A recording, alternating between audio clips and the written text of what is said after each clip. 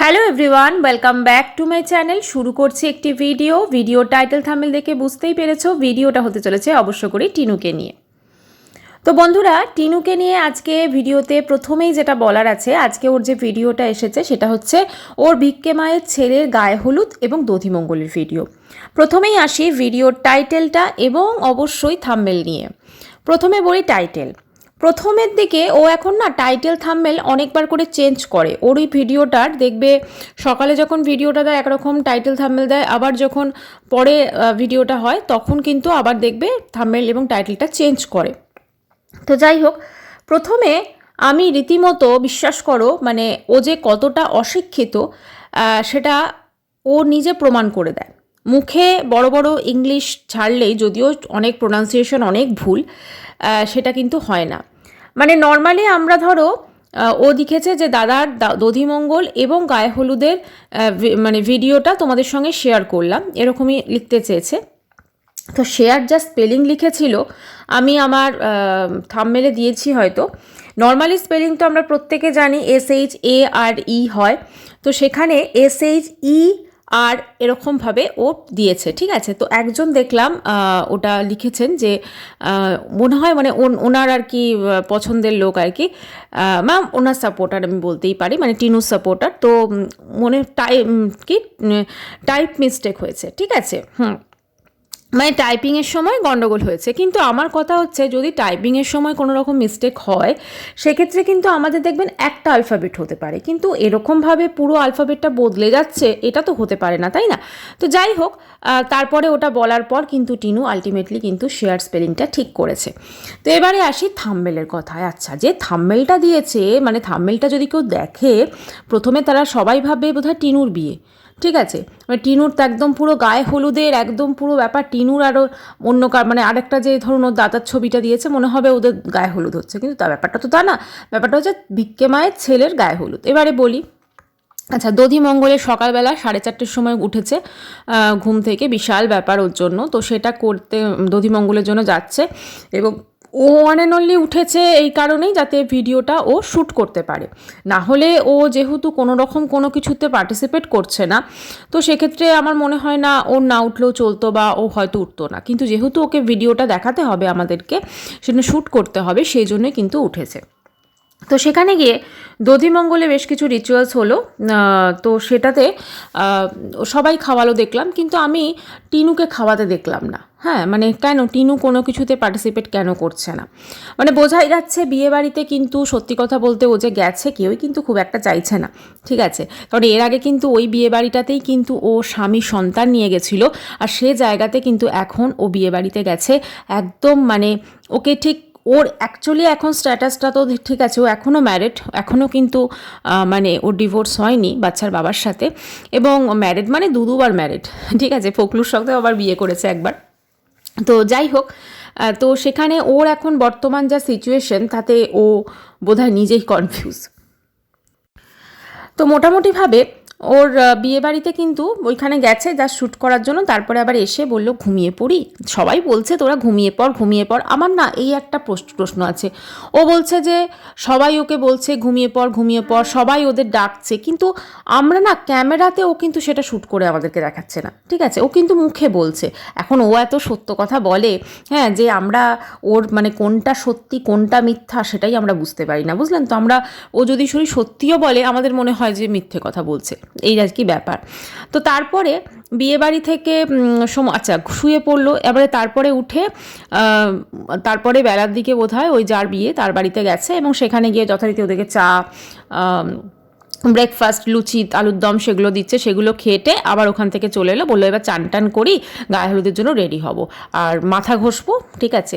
যাই হোক, তারপরে গায়ে হলুদের জন্য রেডি মানে ওই যে একটা সালোয়ার কামিজ কিনেছিল ফ্লিপকার্ট থেকে, যেটা নয়ডাতে ডেলিভারি হয়েছিল, একদম সব শেষে যেটা শপিং করেছিল, তো সেইটাই পরলো, আর কোনো রকম একটা টিপ পর্যন্ত পরলো না। আচ্ছা, এবারে দেখো, আমি কারোর বডি শেমিং করছি না, কিন্তু ওর যেহেতু ফেসটা ভীষণভাবে ফুলে গেছে, তো সেই জন্য একটা যদি টিপ পরলে বোধহয় ওকে ভালো লাগতো, ঠিক আছে। যাই হোক, যে ইয়ারিংটা পরেছে সেটা ওর মনে হয়েছে ভালো লাগছে, বাট ওটা বোধহয় ম্যাচিং হয়নি ওর সাথে, মানে ঠিক যাচ্ছে না। আর ওই ধরনের ইয়ারিং পরলে চুলটাকে কিন্তু একটুখানি বেশ কোম করে বা একটা বেশ টাইট পনিটেল করে রাখলে অনেক বেটার লাগে। যাই হোক, এবারে ও গেছে গায়ে হলুদে। এবার গায়ে হলুদ যে রিচুয়ালসটা, সেখানে কিন্তু ওর কোনো পার্টিসিপেশন নেই। ও কিন্তু কোনো রকমভাবে সেটাতে কিন্তু কোনো রকম অংশগ্রহণ করেনি বা যোগদান করেনি, বা দাদাকে হলুদ মাখানো বা যে রিচুয়ালসগুলো থাকে নর্মালি এও স্ত্রীর রিচুয়ালস থাকে। তো যেহেতু ওর এই মুহূর্তে ডিভোর্স কেস চলছে বা ওর সন্তানকে ছেড়ে চলে এসছে, ওকে হয়তো সেভাবে কেউ ডাকেও নি, এটাই হচ্ছে মেন কথা, বা ও যায়ও নি।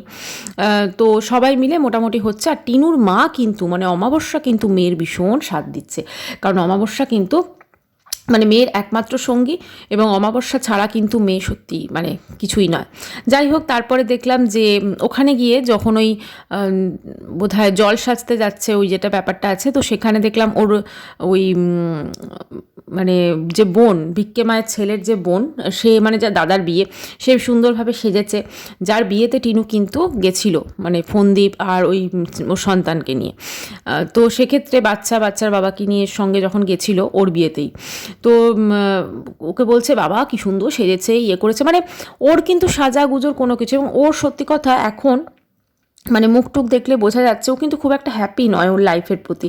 কিন্তু দেখুন, আবার কোনো লাজসজ্জা সরমও নেই। নর্মালি এরকম ঘটনা হলে মেয়েরা কিন্তু এরকমভাবে বিয়ে বাড়ি যাওয়া বলুন, বা কোথাও একটা আত্মীয় মহলে যাওয়া, এগুলো কিন্তু যেতে চায় না, ঠিক আছে। কিন্তু ওর মনে হচ্ছে কোনো রকম কোনো কিছু গায়ে লাগছে না, ও যেটা করেছে ওর কাছে মনে হয়েছে ঠিক হয়েছে। যাই হোক, তো এবারে সেখানে হলো, এবার গায়ে হলুদের ওখানে যখন হয়ে যাওয়ার পর লাঞ্চের আগে যখন বসে আছে, তো সেখানে যেটা শর্টসে দেখিয়েছিল যে একটা তুলসী, ওই আপনার হার্বাল একটা বোধহয় কোনো অ্যান্টিসেপটিক কোনো কিছু লিকুইড হবে, আমি ঠিকঠাক জানি না সেজন্য বলতে পারছি না। তো সেইটা ও মোটামুটিভাবে পায়া বোধহয় গরম জল পড়ে গেছে, চান করতে যাবে গরম জলে করবে, তো সেই গরম জলটা পড়ে গেছে, বালতি লিক ছিল সেই জন্য।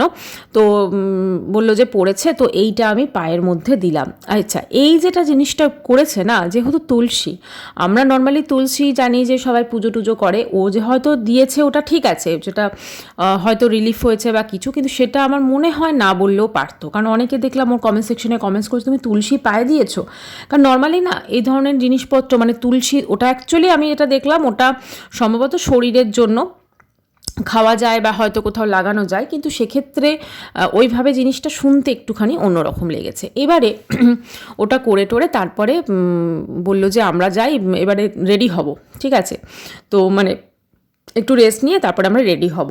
তো সেটা হওয়ার জন্য তারপরে ব্যাক করছে, এবং তখন অমাবস্যার কি ছবি তোলা স্টাইল! আচ্ছা, অমাবস্যার ছেলের বউ ছবি তুলে দিচ্ছে। আবারে বাবা, আমি ভাবছি ওনার মনে এত পুলক কি করে জেগেছে, সত্যি কথা, এত খুশি এত হ্যাপি উনি কি করে হতে পারেন, যেখানে ওনার মেয়ের জীবনটা পুরো অন্ধকার হয়ে গেছে। এবং তার জন্য অনেকটা ক্রেডিট কিন্তু অমাবস্যাকে যায়। ধরুন আজকে টিনুর যা জীবনের অবস্থা, তাতে অমাবস্যাকে ক্রেডিট না দিয়ে পারলাম না, কারণ অমাবস্যার জন্যই কিন্তু টিনুর আজকে এই পরিস্থিতি, তো সেটা হয়তো টিনুও জানে। তো যাই হোক, অমাবস্যা তারপর দেখলাম ছবি টবি মেয়ের সঙ্গে তোলা হলো, তারপরে কিন্তু উনি এলেন।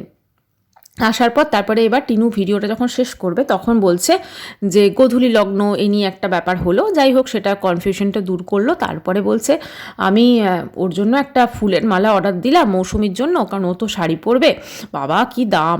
আমি ভাবছি টিনু কিন্তু আজকাল ওই 65 টাকা বা 100 টাকা এগুলোরও কিন্তু হিসেব করছে, ভালো একদিকে, কারণ একসময় কিন্তু করতো না, যেহেতু ইনকামটা এখন কমে গেছে, এখন তো আর মানুষজন টুপি পরালেও টুপি পরতে যাচ্ছে না, তো সেই জন্য কিন্তু ইনকামটা যেহেতু কমে গেছে, তো সেই জন্য কিন্তু ও মোটামুটিভাবে বলতে পারেন যে একটুখানি হিসেবই হয়েছে। তো ভিডিওটা যখন শেষ করবে তখন বলছে okay good night sweet dream. তখন ওর মা সাইড থেকে বলছে গুড নাইট কেন, এখন তো দিনের বেলা।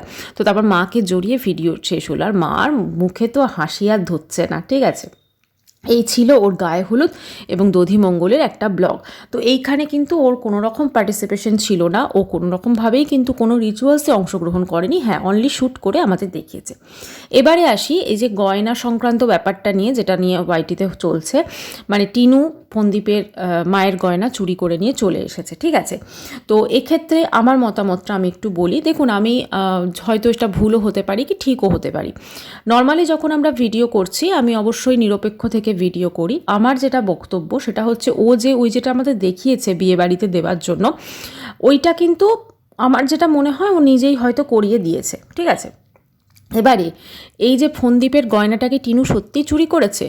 দেখুন, যখন ফোনদীপকে ছেড়ে ও মানে পরকীয়া করতে বেরিয়ে গেছে, তখন ফোনদীপদের উপর কিন্তু ওর মায়ের উপর এবং ওর উপর, ওদের পুরো ফ্যামিলিটার উপর কিন্তু অনেক কিছু মিথ্যা অ্যালিগেশনও দিয়েছিল, বধূ নির্যাতনের কেস দিয়েছিল।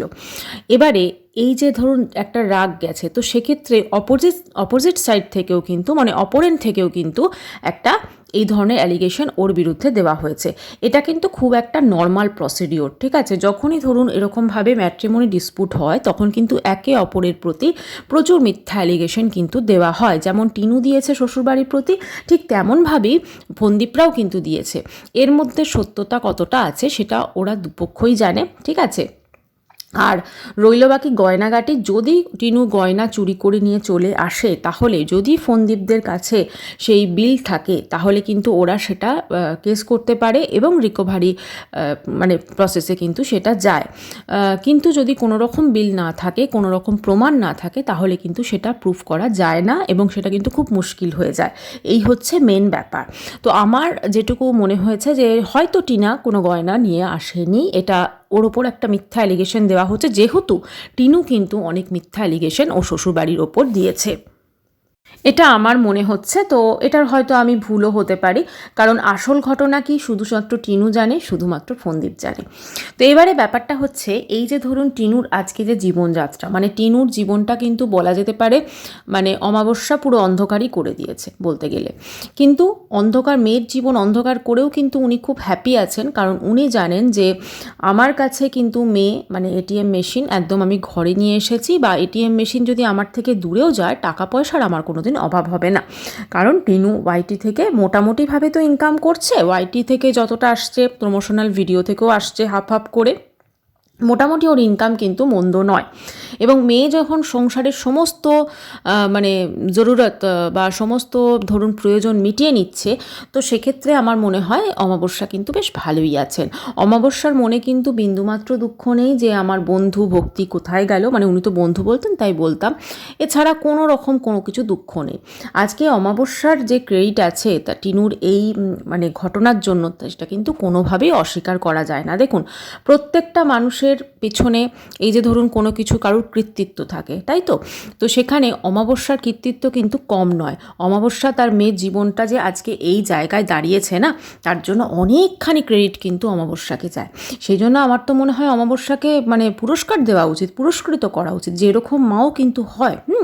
নর্মালি ধরুন আমরা যারা মারা আছি, নর্মাল আমরা আমাদের সন্তানরা যদি কোনো দিন এরকম করে ঠাস ঠাস করে দুটো গালে চড় মেরে মেয়েকে কিন্তু আবার আমরা মানে সঠিক রাস্তায় কিন্তু হাঁটাবো। কিন্তু এক্ষেত্রে অমাবস্যা যেটা করেছে, বা আমাদের মেয়েরা বা সন্তানরা কিন্তু এটা করার আগে 10 বার ভাববে, কারণ ছোটোর থেকেই তাকে সেই রকমভাবে আমরা বড় করছি।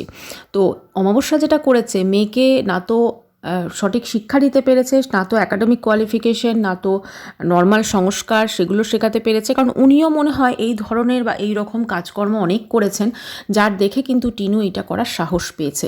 কারণ এই ধরনের কাজকর্ম করার জন্য না যথেষ্ট সাহসের প্রয়োজন হয়, এবং এক্সপিরিয়েন্স লোকের কাছ থেকে কিন্তু বলা যেতে পারে একটা হয় না যে ইন্ধনটা নেওয়া হয়, এটাই আর কি ব্যাপার। তো টিনু সত্যি দেখে খুব খারাপও লাগছিল, সবাই সাজগোজ করছে, ও বলছে পার্লারে গেছে, আমার ওসব সাজতে গুজতে ভালো লাগে না। আর একটা জিনিস ও বলছে আমার ছবি ভালো ওঠে না, বা আমি ছবি তুলতে চাইছি না। এটা মেবি হতে পারে যেহেতু ওর শরীরটা, ওর চেহারাটা একটু মোটা হয়ে গেছে, এবং সেটাও নিজেও জানে। সেই জন্য হয়তো ওর মনে হচ্ছে যে না, আমি ছবি তুলবো না, আমাকে ভালো লাগবে না, এবং আমি ছবি তুললে একটা কীরকম কদাকার লাগবে। এই জন্য ও বিয়েবাড়িতে হয়তো গেছে, কিন্তু বিয়েবাড়িতে শুধুমাত্র গেছে ও কন্টেন্ট শ্যুট করার জন্য। বিয়েবাড়িটা যেভাবে এনজয় করা বা এই সমস্ত করার জন্য কিন্তু ও বিয়েবাড়ি যায়নি, সেটা পরিষ্কার বোঝা যাচ্ছে। আর ওরা একটুখানি ওই ঘুরতে বেড়াতে, খেতে, লোকের বাড়ি থাকতে এগুলোতে পছন্দ করে, তো সেটাও একটা অবশ্যই রিজন যে ওই জন্য বিয়েবাড়ি গেছে। না হলে এত দূর সম্পর্কের একজন একজনের বিয়ে, সেখানে ওর না গেলেও চলতো। আর আমরা তো দেখছি যে দাদার সঙ্গে ওর সেরকমভাবে কোনো সখ্যতা নেই। ইনফ্যাক্ট দাদা তো ওর ক্যামেরাতেই আসতে চাইছিল না প্রথম দিন, তাই না? তো দাদার সঙ্গে সেভাবে ওর কোনো সখ্যতা নেই, সেভাবে কোনো কিছু নেই। তো সেক্ষেত্রে অতটা ভালো সম্পর্কও নয়। তো সেক্ষেত্রে ও ওখানে বিয়েবাড়িতে মানে ওকে ছাড়া চলতো না বিয়েবাড়ি যেতেই হতো, এরকম কি করে, সেটাই একটা অদ্ভুত লাগছে, তাই না?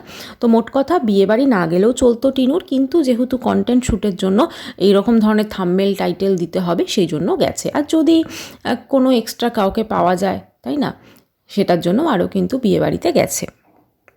তো এবারে যেটা বলার, যে টিনুর এই যে বিয়েবাড়ির ব্লগ, ঠিক আছে, টিনুর এই যে বিয়েবাড়ির ব্লগ, এই বিয়েবাড়ির ব্লগ থেকে আমরা আলটিমেটলি তাহলে কি দেখলাম? মানে হঠাৎ করে কেউ যদি দেখে সে কিন্তু ভাববে বোধহয় টিনুর বিয়ে। আমি না প্রথমে থাম্বনেলটা দেখে সেরকমই মনে হয়েছিল।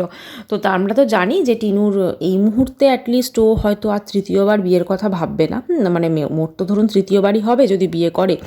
তো এই মুহূর্তে ভাববে না। এখন ওর সবথেকে বড় চিন্তা ও ডিভোর্সটা কী করে পাবে, বা ওর জীবনটা কী করে কী হয়ে গেল, সেটাতে সবথেকে বড় চিন্তা। কারণ এই কেসগুলো কিন্তু সহজে মেটে না, কেস দেওয়া খুব সহজ। আজকে ও যে বধূ নির্যাতনের কেসটা দিয়েছে না, খুব সহজ, কিন্তু ওইখান থেকে ওই কেসটা থেকে ধরুন ওকে প্রমাণ করতে হবে। ও যদি প্রমাণ করতে না পারে তাহলে কিন্তু এটা খুবই ওর পক্ষে মুশকিল হয়ে যাবে। তো আমার মনে হয় যদি সঠিকভাবে কেউ যদি সত্যি অত্যাচারিতা হয়, নির্যাতিতা হয়, সে অবশ্যই কেস করুক, কিন্তু যারা হয়নি তারা না করুক। ভিডিওটি